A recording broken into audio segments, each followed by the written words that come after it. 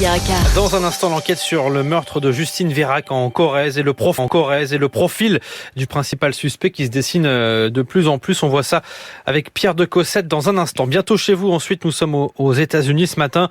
Des lentilles intelligentes qui pourraient aider à lutter contre le glaucome. Et c'est Loïc Piala qui nous en parle. Et puis, l'invité du Monde d'Élodie ce matin, Marie. La réalisatrice José Dayan qui revient avec une mini-série sur Diane de Poitiers. Et on voit ça dans 5 minutes. D'abord à 6h-10, l'essentiel de l'actualité de ce mercredi matin, c'est votre fil info, Marie Maheu. En Israël, les résultats des élections législatives témoignent d'une montée de l'extrémisme et du racisme. Réaction du Premier ministre palestinien.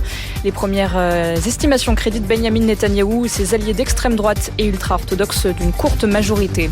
Au Brésil, Jair Bolsonaro n'aura parlé que 3 minutes et pas un mot de félicitations pour Lula, mais le président sortant a enfin reconnu hier le processus de transition. Il s'est aussi engagé à respecter la Constitution. À l'approche de l'hiver, le gouvernement accélère sur le nucléaire et les énergies renouvelables. Un projet de loi visant à accélérer la construction de nouveaux réacteurs est d'étudier aujourd'hui en Conseil des ministres. Dans le même temps, le Sénat se penchera sur un texte qui vise à simplifier les procédures en matière d'installation éolienne et solaire. Et puis fin aujourd'hui du deuxième tour au Masters 1000 de Paris. Les 2 derniers Français restant dans le tournoi, Corentin Moutet et Gilles Simon, vont tenter d'atteindre les 8e de finale.